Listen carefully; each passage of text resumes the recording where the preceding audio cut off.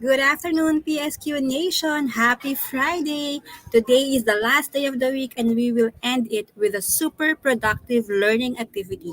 Welcome to the third webinar session organized by the Philippine Society for Quality, and we are live via Facebook and YouTube. Please be informed that this webinar is recorded for documentation purposes. I will be your host for today's activity, Dr. Zandra Maningas, the Vice President for Philippine Quality Administration of Philippine Society for Quality.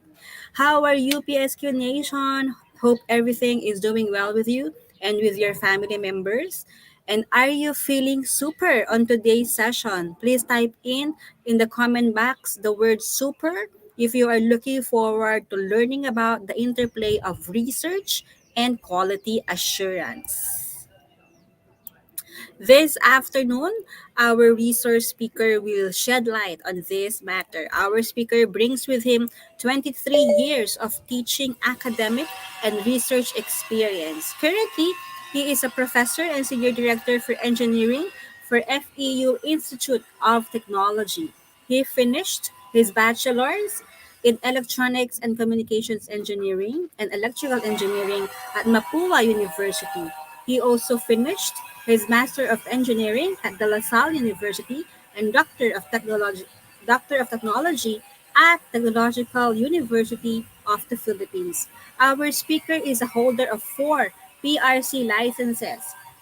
He is a registered electrical engineer, electronics engineer, professional teacher, and professional electronics engineer. He is also an ASEAN engineer and ASEAN chartered professional engineer. On a personal note, he is a well-traveled person. He explored 94 countries and 81 provinces of the Philippines. Without further ado, please welcome Dr. Romano NEYRA. Hi, Dr. Manny. The StreamYard space is yours, Dr. Manny.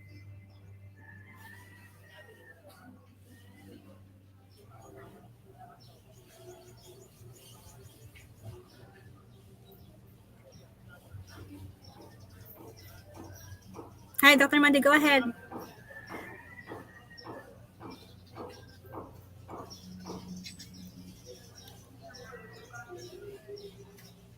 You Yeah, can do you start. hear, yeah, Okay. do you hear me, Dr. Sandra? Yes, I can hear you loud and clear. Okay. Now I think my PowerPoint is already there. Yeah. So good afternoon to everyone. So I'm here to discuss about a not a new topic, but maybe uh, the combination of this is not popular to an institution like schools or industry. So the title of my presentation or the topic today is about quality assurance in research, or you can abbreviate it as QAR. And I just laughed this morning when a friend told me, is that the same with CAR in ISO? Because CAR is, we know in quality assurance or listening today, it's corrective action report. But the answer is it's different because QAR is about quality assurance in research. So given this limited time, I divided the topic into four. The most important one, uh, number one, is about the definition of quality assurance in research. Number two, the procedures of QA in research. If you don't have one, then you can get idea here, especially if you are in an institution like school or company conducting research. Number three, I will discuss important things to consider in data collection and analysis. And the last one is the benefits of QAR. So let me start by defining these two things. Some of you who are attending here are very familiar with one of these or both of these. So one on the left side is the quality assurance. This is, quality assurance, everyone knows this, is any systematic process of determining whether a product or service meets specified requirements. While research, on the other side, is in its broadest sense, is an attempt to gain solution to problems. More precisely, it is the collection of data in rigorously controlled situation for the purpose of prediction or explanation. So separately, you're going to see that they are entirely different, but they are interrelated to each other. So let me discuss to you the difference between the two. So research, for those who are researcher, we answer or we ask the question what? What about this? What about this principle? What about this problem? What about this topic? What about this thing? And then you search for an answer for that question what. But for quality assurance, we are not after the answers to what. We are after to answer the question, how are we doing those answer in the what in research? Because maybe you interchange these two. You conduct research for quality assurance or you conduct quality assurance for research. They're entirely different. And I will tell you what the topic is all about. Okay, but before we go to that, I would like to have a small review because not all are researcher in the or who are listening are not all researcher, or maybe they conduct research but maybe they forgot. So let's have a quick review. So the research process that we have and very popular to all of us, whether you are in technical field or non-technical field, or whether you are conducting an applied or a basic research, you are using this six process. So number one, identification of research problem or your topic, and then you have to formalize the hypothesis about the problem. Usually the hypothesis will just tell the expectation of the output of the research problem, whether affirmative or in the negation side. And then you have the review of related literature to support your problem and your hypothesis. And then you will select methodology to solve the problem, which came also from the related literature. That's why it's a process, meaning this is a process wherein it's chronologically done.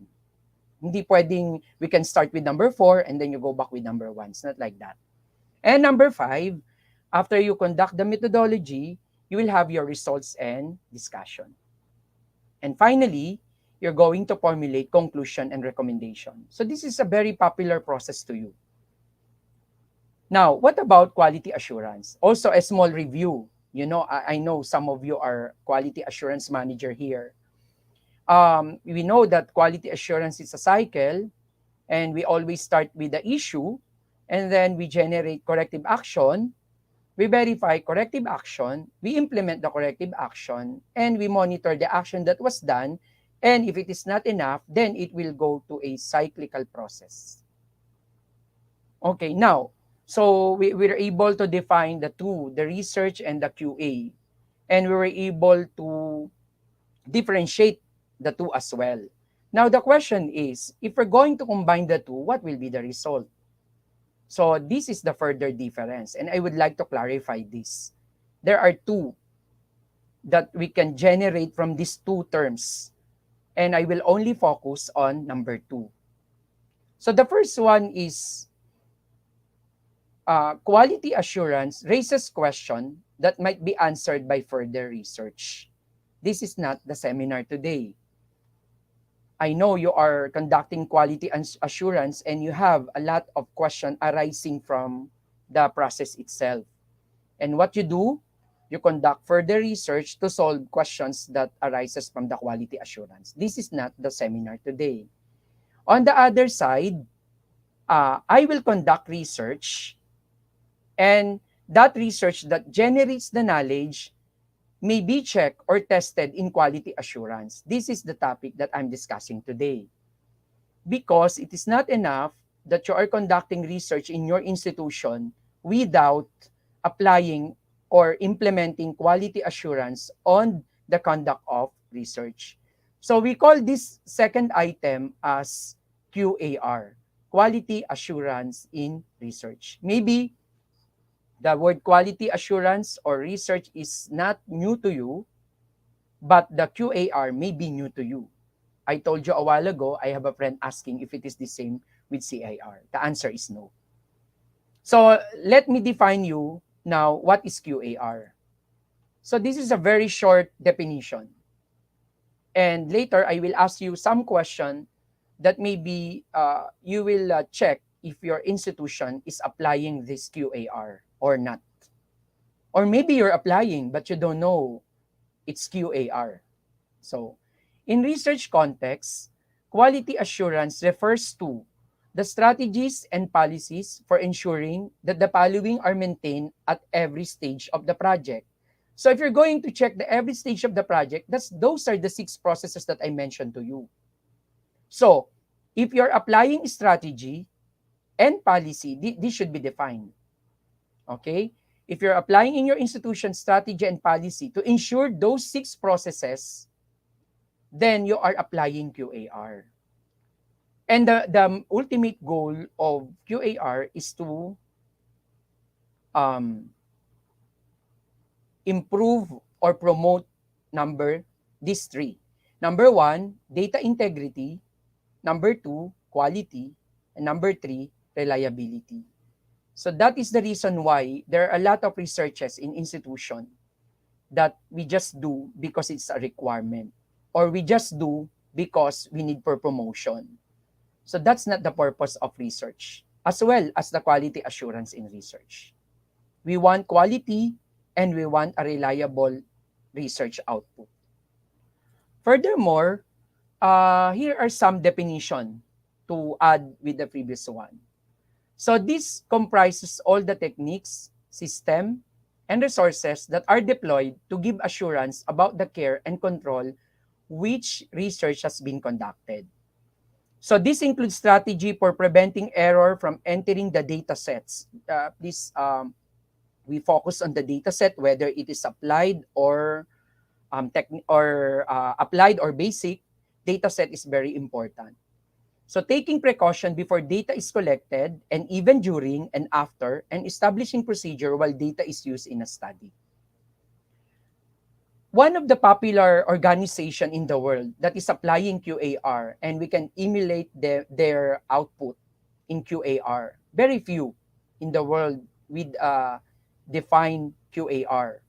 So these are principle, according to UNICEF, these are principle, standard resources and processes deployed to continuously guide, assess, monitor, and improve the quality of UNICEF research program. So that is the same definition with the definition I gave a while ago. So if you collect all the principle, resources, and processes in quality assurance that you're going to use to guide, assess, monitor, and improve the research, then you're applying QAR. If it is not yet written, still it's QAR. But when you say QAR, it should be written guidelines, written assessment, written monitoring of researches in your institution. That is the reason why my example today is about their QAR.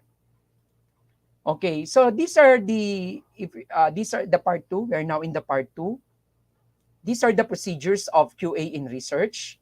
We only have four, and you can check if you're applying this in your institution. So number one, there must be a clear QA mechanism in research. Take note of this in research. Maybe you have QA mechanism in checking the academic curriculum of your school, or you have a QA mechanism of checking your product. But that's not about research. That is your processes or your operation, everyday operation. But we are looking here a clear mechanism, QA mechanism in research. Then, this is a process, so therefore, or a procedure, therefore, this must be followed chronologically. So number two, there must be a planning and careful research prioritization. I think this is one of the things that you are using in your research. You prioritize the topic. But maybe you prioritize the topic, you choose the topic, but you don't have the planning part to monitor the prioritization of the research. Therefore, if you're still doing the research and QA on separate platform, that's not QAR. So you embed the planning of quality assurance into the research prioritization, that is QAR. And only that's the second procedure. And number three, there must be a review and the audit of research from the start until to the output. So meaning, you're going to check the output of, someone should check the output or the beginning and the output of the research. If the one conducting the research is the one checking his research, then that is not a review.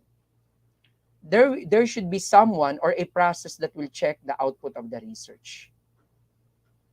And the last one is there must be a proper dissemination and the monitoring of research so that we can complete the cycle. Always, we don't forget the communication side about the output of the research and the corrective action on the output of the research to begin again if there are recommendations for action. Now, so the big question now in those who are listening today, and maybe we can give you idea, do you have procedure for quality assurance in research in your institution? If none, then we can again emulate the example that I will give today, which is coming from the UNICEF. Okay, for us, I can answer categorically that we have quality assurance, we have research, they are both implemented, but the quality assurance in research, maybe I can say 50%, but not totally. Because when I have this procedure, some of them are not in place. So let me show you the example from UNICEF. This is the sample, the UNICEF way. They have four procedure for the QAR. So they have stage 1 to 4. So for the stage 1, check, this is the same with the procedure 1 that I told you. Before they conduct research, they have to establish a clear operating procedure for the QA for research on the different levels. And then in the definition of their major research. So they have a clear operating procedure. Now, if you have a procedure for research on how to apply for research, that is not QAR. That is the research procedure. So, dapat separate yung operating procedure ng quality assurance in checking the research or the procedure of research. Then number 2, this is the research prioritization or the planning part.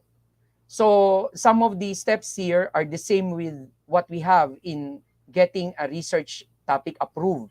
So, number 1, we choose research topic carefully, right? Then we choose people or we approve people who will under those research. Then they check this one, the partnership, they have timeline, they have the proposal. Then they will have the team approve, and they will disseminate now the plan. So this is just a part two. The research is not yet conducted. So if we're going to emulate the output of the UNICEF QAR, we can say that as of now, I'm telling on our personal experience, I think three of these processes only we're applying. Of course, we have timeline, we have proposal, and we have people that will be involved. But some feedbacks here, they also put, because this feedback will check the quality of the process in the stage 2. Okay?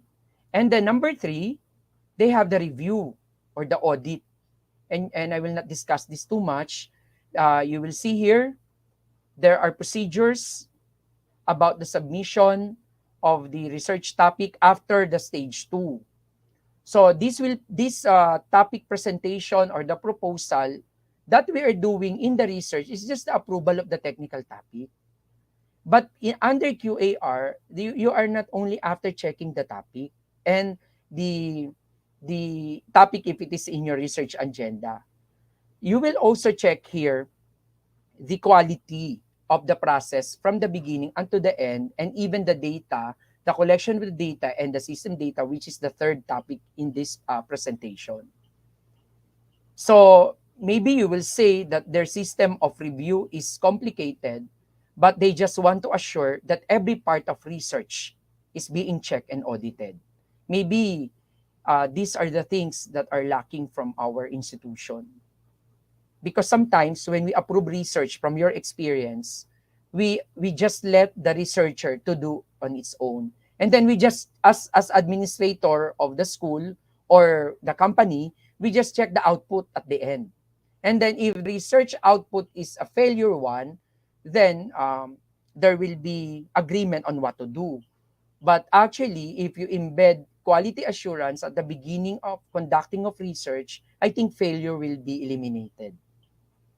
Okay? And the last one that we also forgot in conducting research is the dissemination and the tracking of the output in the final publication and after publication. Usually, if we got approval and we got our papers published, then we just stop there.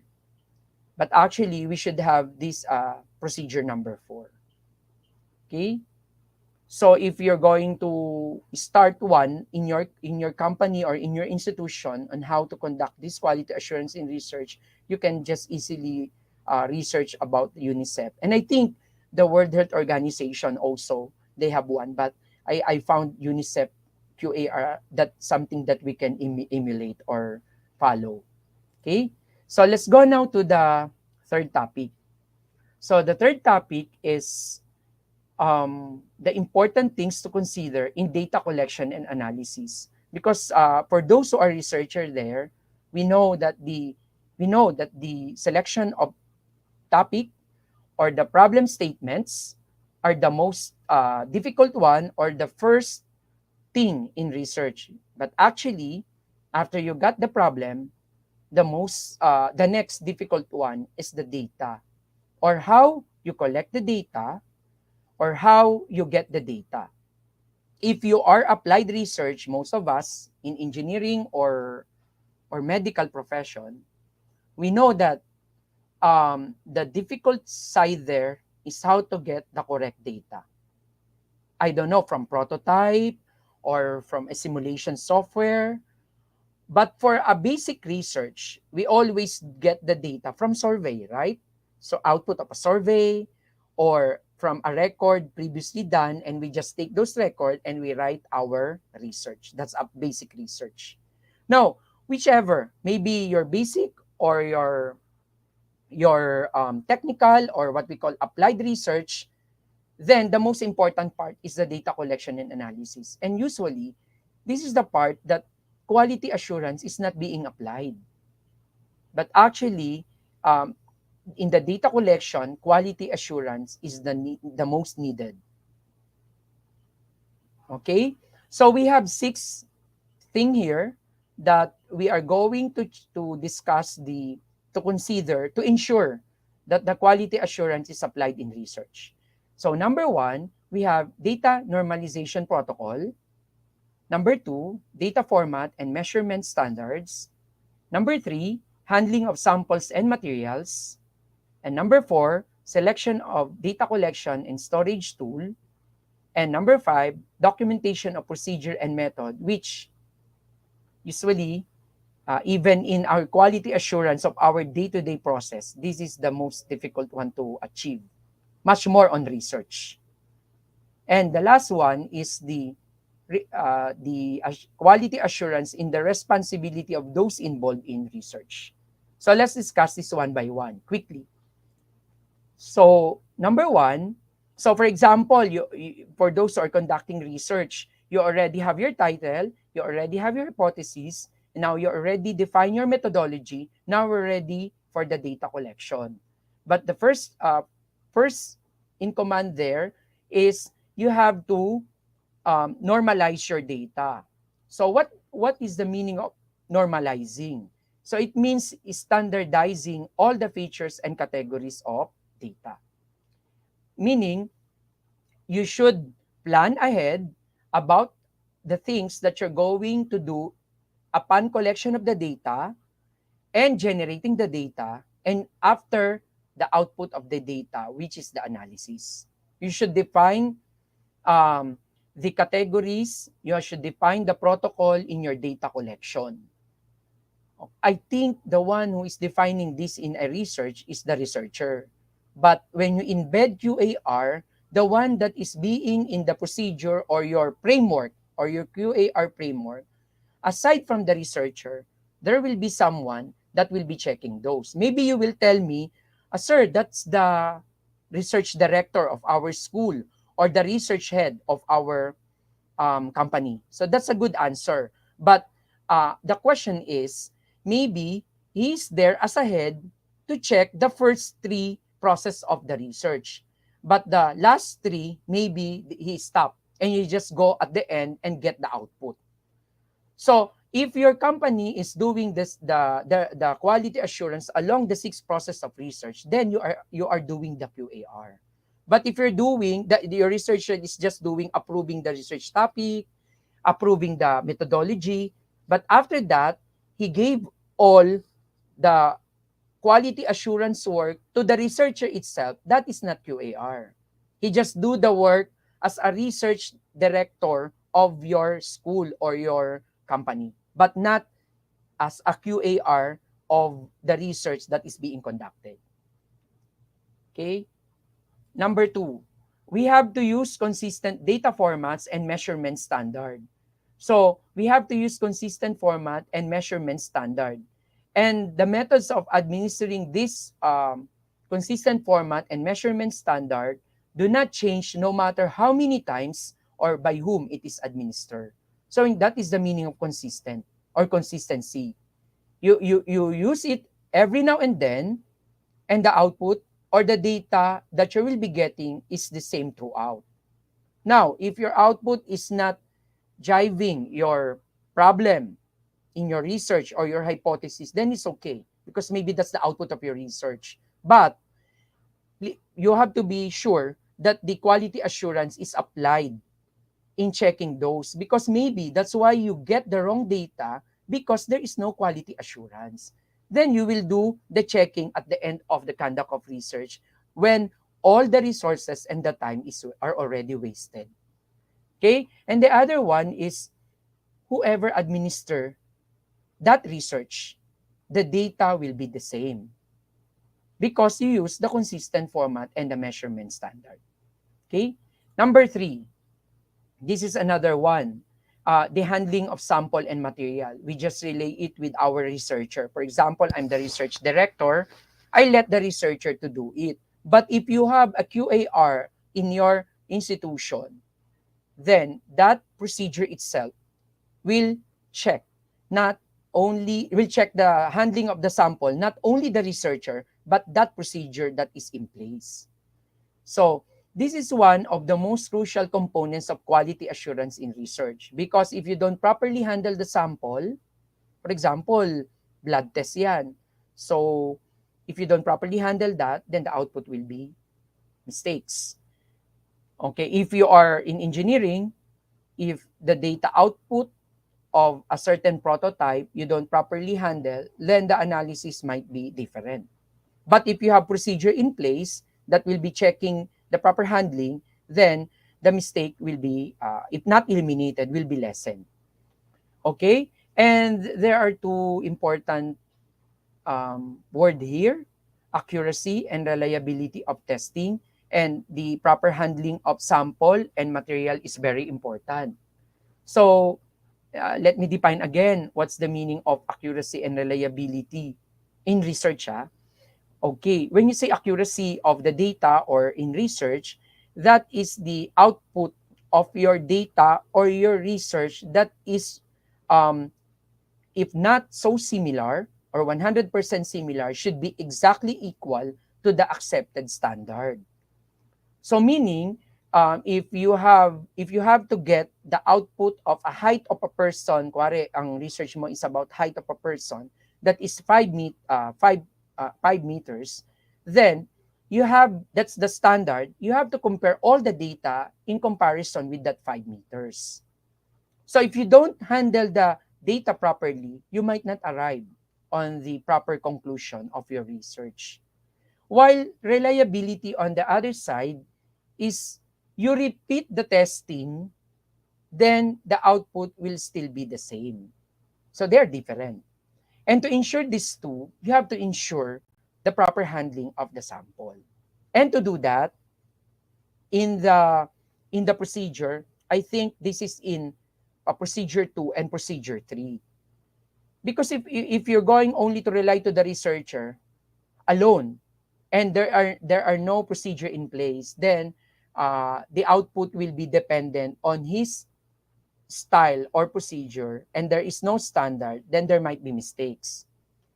Then, identifying those stages in data collection where error are more likely to occur and putting preventive measure in place can minimize those error.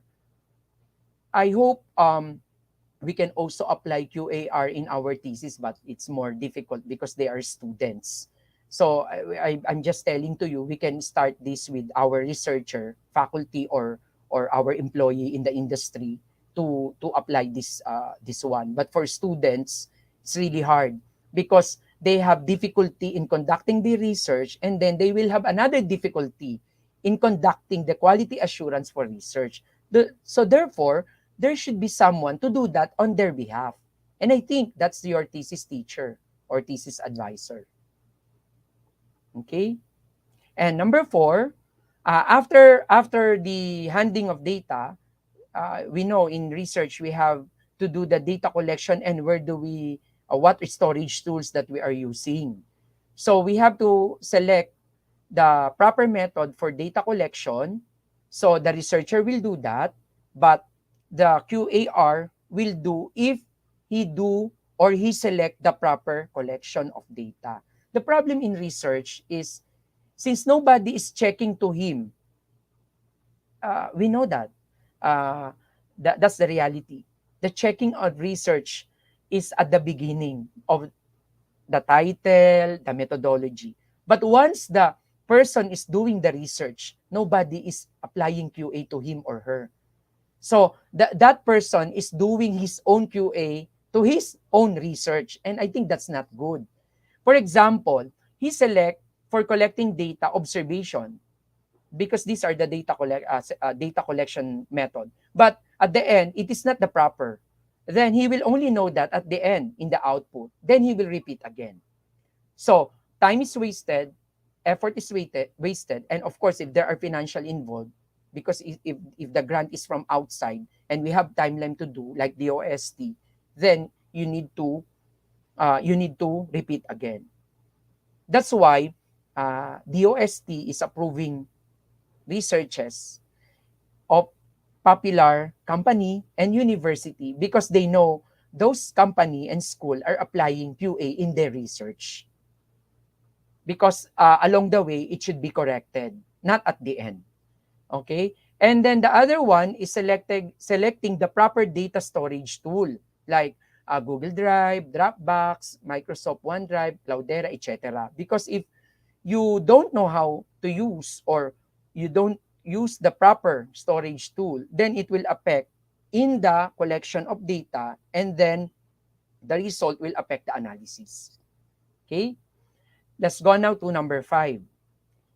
Okay, I think this one is another issue because in conducting research, the researcher will collect data and document his research, but he will not document the procedure he did in doing the research. That's why when after the output is being presented and there are mistakes, he can no longer trace where the mistake came from. He can trace the mistake of technically, but he don't know, or he cannot troubleshoot where the mistake in the process is being is done. That's why it is very important to document the procedure and the method that is being implemented for the quality assurance in research. So this is documenting how your data was handled throughout your project, not the data itself. So that's the difference. In research, you document the output data. But here, you document how your data was handled. That is the reason we're going back to the definition of a while ago. Research tend to answer what data, but quality assurance tend to answer how your data was handled. Okay? And the second one here, this documentation will give us the step-by-step description of how to do the procedure and the methods from start to finish, which we don't usually do. Especially in the engineering field, medyo we are less in writing the things that happen. You know, journal of our things that we're doing to do every day. We can do this also here. Writing journal on what happened to our research. But instead, the one who is writing in the research is the researcher. But the one he is writing is the data output, not the procedure. That's why when there are mistakes at the end, we cannot trace where to go and then repeat the procedure. It's good if you're only repeating one process of the research, which is the testing. But what if at the end of the day, you found out na it's not only the methodology that is a mistake, but even your hypothesis and the selection of your problem or topic is at a mistake. So therefore, you're going back to scratch. That is why giving quality assurance or getting quality assurance in research is a good practice for an institution or industry. But of course, this will entail costs, and it will ask people to do this because the quality assurance to do the research is different from the researcher. Okay? And why we document? Because we want to make use of this output, ayan, no, at a later date that we could identify if the data is correct, or this is the most important one, where errors may have occurred. And most of the research for our students and even for the researcher or for those who are getting masteral and even doctoral degree, where the research is very independent, they still commit error. They will know the error, but the error technically in their research, but they don't know the error where it occurred in their conduct of research. So their solution is to repeat, to change, to go back, and that will affect the timeline and even the financial part of the project. Okay? And the last one is the responsibility of those involved in the research. So there must be a proper training in all the data collection and analysis procedure of those people who are involved in research. Whether it is the researcher or the one who will check the output of the research. So the people is, or the person is important in the research. It's also important in the conducting of quality assurance in research. So these are the 6 things that if you're going to check, this will start from uh, research methodology until to the results and discussion, which is if you are doing it in chapter, this is chapter 4 and 5. This part that I discussed to you. Where I told you a while ago, if topic and selection of problem is very important, it is equal important yung methodology and the results and the analysis of the results in the output of the research. Okay? Now, so let's go now to the last topic, which is the benefit of QA in research. So we have here three: self-assessment and improvement, more transparency, which uh, sadly, itong number two, sometimes only the researcher knows what happened to his research. Nobody from outside who checked the output of that research. That's why if you have a big project, the DOST in place a procedure. They have quality assurance for conducting research, but in collaboration with the industry or with the school. So that's why they give big or good. That's number three. Big or good funding if they know that you're applying QA in your research. So number three is relationship with client. So let me start with number one. So we have self-assessment and improvement. So if you have QA in research, you will have number one, exploitation of scientific competence. Yan. So meaning you're going to check, because if somebody is checking you, then you will be, aside from you really want to have an output of your research to be very good, because somebody will check you and you have to pass that checking, then you will be competent enough after your research. But if nobody is looking at you, that's the problem. Okay? Number two, this is very important. Because of quality assurance research, we can maximize the value of our research. Because we know that some of the researches that is being done now is sometimes for the sake of requirement, or because there is a budget, then we conduct research. That's not the meaning of, that's not the true meaning of research. The true meaning of research is it's a process of discovery of something that we don't know, or something that we want to improve to help the community. So that's the value of research.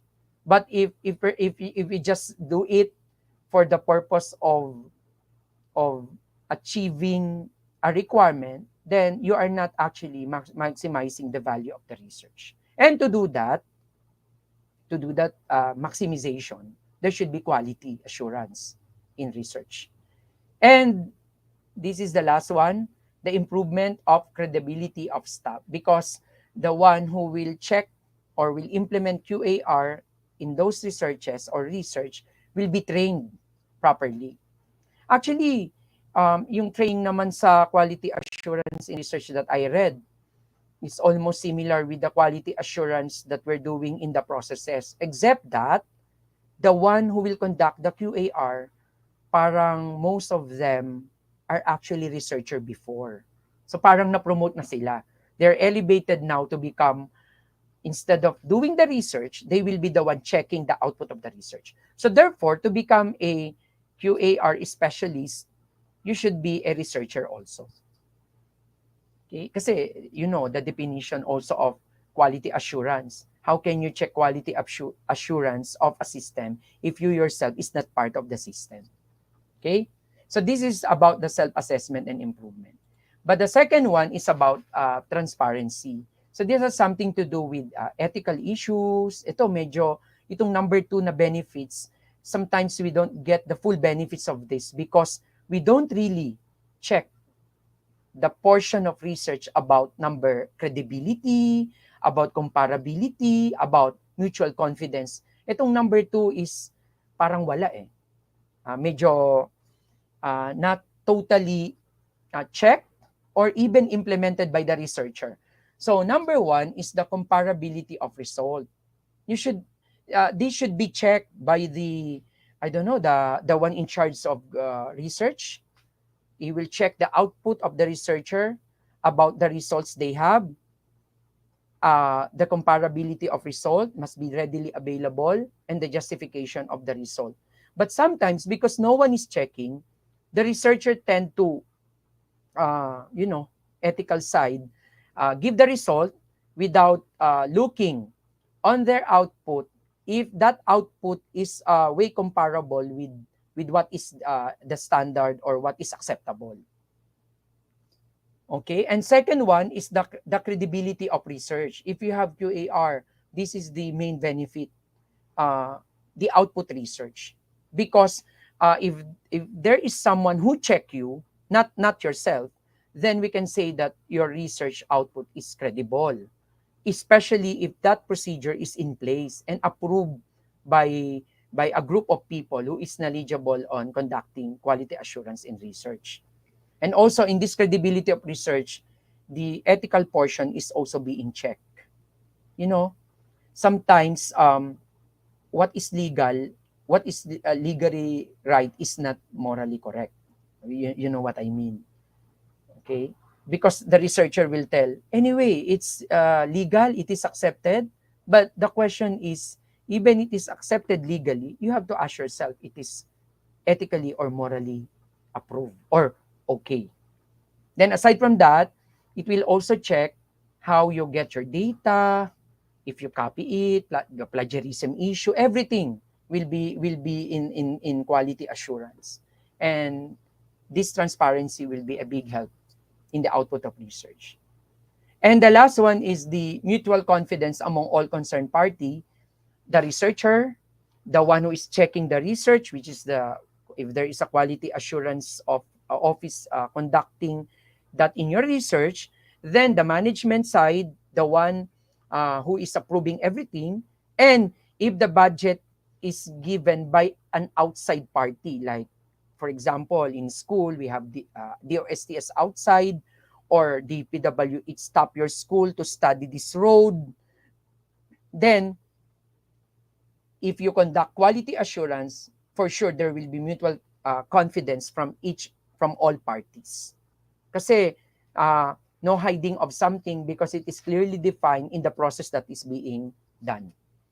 And the last one is the our relationship with clients. So if we can say that our institution has a quality assurance procedure for checking our research, then we can gain more funding or grants. And those party, which is third party, they are checking the credibility of the institution. And if you can present a procedure of a quality assurance, then that is a big advantage on your part.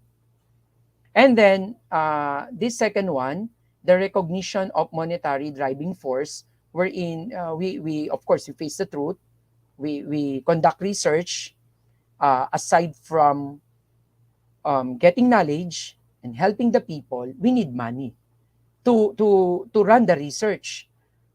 Actually, our institution right now, we have in civil engineering, they have I think 8 million grant from the OST.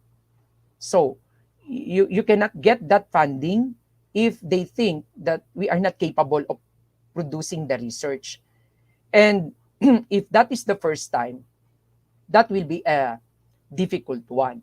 Kaya nga, I cannot say right now that even we didn't write the quality assurance in research procedure in our institution, parang I can say that we are doing it, but it's not yet written. Kasi QAR, in QA, everything should be written.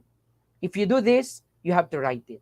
You have to declare it, somebody has to approve it, and somebody has to implement it. But sometimes you are doing it, but it's not yet written. Can we say that is applying QA in research? Yes, we can say that. Kasi if the government will give you 8 million pesos, and then there is a researcher known as the principal researcher, do you know that if, I know some of you are also grantees of DOST fund or anything outside, they're very strict in this money. They want you to that this money should be used properly. But they will say that your institution will be the one to implement, therefore, you should be taking care of how the money will be spent in the research. Kaya pag na-assign ka, halimbawa, you are the last one who will approve. Everything that you will check should be in quality. Even no one is dictating you. You know the meaning of quality. You quality assurance or quality. You apply things, yung kanina, system, processes, to ensure that you properly monitor, guide, or check the research process from the selection of topic until to the output, which is the project or the product or the conclusion of the project. And again, the research will not run without any money. That's why we recognize this money as a driving force for conducting research. And the last benefit is, if you have QAR, ito talaga yung ultimate goal, which is the ultimate goal of any quality assurance in any industry. That is the satisfaction from our clients. In our case, in research, those who are conducting research, this is the one who give fund for you to conduct research. Or if it is not an external funding, that is your institution who asks you to conduct research. Or if nobody give you money to conduct research, but you need to conduct that research because for the sake of finishing a doctoral or master's degree, still, you are satisfying a client there, which is the school where you study your PhD or master's. So the ultimate goal of all this quality assurance thing to be applied in research is the satisfaction from our client. So maybe you will be asking, um, as of now, in the Philippines or in our situation, in our school or in our company, wherein we are conducting research, we are conducting research. You can ask now yourself, if nobody will check you, are you going to implement quality assurance in your research? It's really hard because quality assurance is checking the output of someone. If you are the one auditing your own output, it's hard, right? But if someone is checking, I'm sure the output will be in the correct hand in conducting research. Okay? That's why, for now we don't have quality assurance in research, a person is assigned, maybe the highest in your company, not the president, maybe next to him, or the vice president for research, or the research director. I hope they have a good procedure like the one I gave you in checking the output of research. These are the references.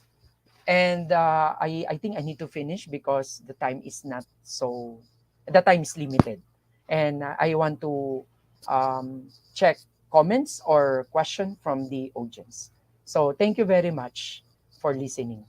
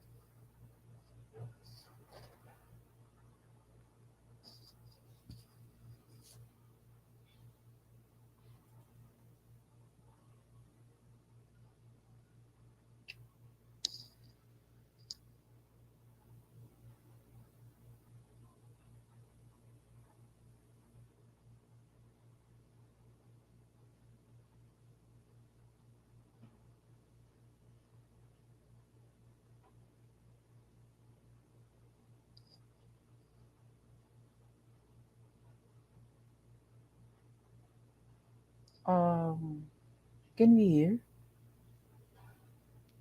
Dr. Sandra, we cannot hear anything. Hi, good afternoon. Yeah. Good afternoon. Thank you so much, Dr. Manny, Mm. for sharing your insights and new learning experiences among our participants. So, PSQ Nation, did you learn something new in today's session? Kindly type in yes in your comment boxes if you learned something about with our research person. So, one of Ma'am Salve mentioned she is agreeing that QA in research is an important part of the process in research. She has handled many grad students seeking help to check the research, particularly the data collection and analysis part. Thank you so much, ma'am, for sharing that one. And he also highly agree that QA in research should form part of the process in research and mentoring grad students seeking help for the research, particularly the data collection and analysis part. Thank you so much, ma'am, for sharing that one. So PSQ Nation, did you learn something new? If you learned something new, kindly type in yes in the comment box. And this is the we are opening the platform for our participants to raise questions or clarifications. You can type in your questions or clarifications, and we will be flashing them on screen. Mary Chris SB said, good afternoon. Do you suggest establishing a research center to house a QAR team? I mean, for QAR purposes, it might be feasible to establish one in our public schools. In the US and other more advanced countries, their learning centers are turned into research centers. So, what is your input on that, Dr. Manny? Yeah, I agree with Ma'am Marie Chris. Thank you for your comment. I agree. But, we are not really the same with US. But what can I suggest is we have a research director or a research coordinator in your institution. I think, kahit isa lang. So I think let's give her a training on quality assurance for conducting research. And I think that will be sufficient for now. Thank you so much, Sir Dr. Bani, for that one. Also, we have one coming from Muhammad. Very helpful and meaningful presentation indeed. A comment from our participant. And also, Des Maglatang is saying, thank you for an informative talk. Also, Mr. James Ryan Fernandez is saying thank you for the informative presentation. So very nice, positive feedback coming from our participants. Another question here coming from Richelle Bumanlag. Is there a QAR specialist certification? As of now, I read nothing, but in US they have, they even have center, the one that was mentioned a while ago. They have they reverse it sometime RQA or QAR. I hope in the Philippines in the future. But I told you, the one that we can emulate as an example is the output of the UNICEF.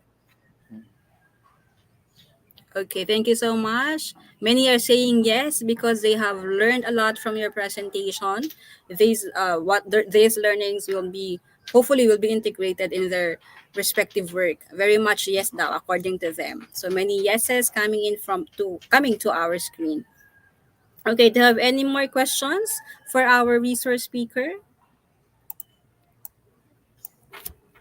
So primarily, Dr. Manny, what I captured from your presentation is that quality assurance in research context is working on ensuring quality, reliability, and integrity, in not Yeah. only in the research outcome but also in the process as we do our research, Yeah. In so the that we will process. also be mitigating potential risks, no, Sir Dr. Mm. Manny? Yeah, you're correct. In the process itself, from start to the beginning, not at the end of the research. Yes, thank you so much for that one, Dr. Manny. Okay, do you have any more questions for our resource speaker? Okay, if none, let's give our resource speaker a warm, loud virtual applause. And we would like to present the certificate of appreciation for imparting valuable insights and inspiration to the participants during the quality assurance in research during uh, held this March 18, 2021, signed by our President Dr. Ray Fremista. The Philippine Society for Quality awards the Certificate of Appreciation to Dr. Romano NEYRA. Thank you so much, Dr. Manny, for your time Thank and you. for Thank sharing you. your experience and your insights among our participants. Thank you. Thank you very much. And I just would like to say, proud member of PSQ. Thank you. Yes, we are PSQ Nation. Thank you so much, Dr. Thank Manny. you. Adrian also said, Dr. NEYRA, are you looking into a formation of QA Council to benefit not only academic industry as well as those organizations involved in service providing? I think the quality assurance really resides in the institution where we belong. That is how we create QA council. Not really in international, not in a big or national level. But there are organizations like PSQ. We have PSQ to help us for this quality assurance as a whole. But in the company, in the industry, we have to really put QA or Yes, quality we have. assurance. I agree with Dr. Manny. Sir, we have technical hubs. The PSQ has technical hubs which can serve as a QA council or a community of practice wherein you can learn a lot. Another question also from Ma'am Rochelle, how early in the study life cycle shall we conduct QA? Is there a minimum number of data collected before QA is done?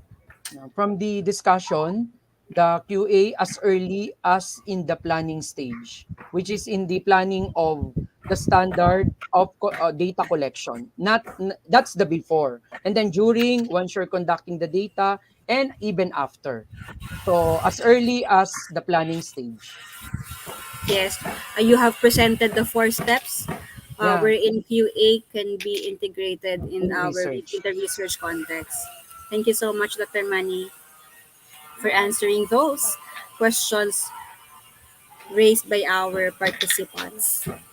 Okay, so at this juncture, may I request our participants to scan the QR code flash in the screen or check the email we sent you for the post-evaluation survey and consent form link. So your certificates will be given once you completed the survey, this survey. Our secretariat will get in touch with you regarding your certificates. So now, at this juncture, let me introduce to you again. I present to you again the Philippine Society for Quality. True to our vision, our society is continuously providing relevant training and certification activities which are responsive to the needs of the industries. We have revised our vision and mission to remain agile, and the members of our society are enjoying a lot of benefits. And if you want to be part of this PSQ Nation, please send us a message. We also invited a lot of renowned quality gurus. We have partnered with different local and international organizations for collaborative projects. And listed here are the trainings that we are offering all throughout the year. And also these are the excellence awards that we are advocating and providing and administering to our among our partners. We are also the administration of the Philippine Quality Award, which is the highest national quality award for exemplary organizations performance. This is in partnership with Department of Trade and Industry. PSQ is the PQA administrator for the private sector. So if you want to be involved as a PQA assessor or a PQA or a PAQA awardee, please get in touch with us. And we are requesting everybody to please submit an article for our second issuance of PSQ Nation. It is the official digital magazine of PSQ. We intend to release our second issue this coming May. So if you have articles related to art to quality, please submit. And I'd like also to take this opportunity to invite everybody to be part of the Philippine Society for Quality. And should you be interested, please get in touch with our secretariat or please visit our website www.psq.org.ph for more details. So we have come to the end of our webinar this afternoon. Thank you very much to all of you here, especially to our participants and resource speakers. Thank you so much and stay safe, everyone. God bless you.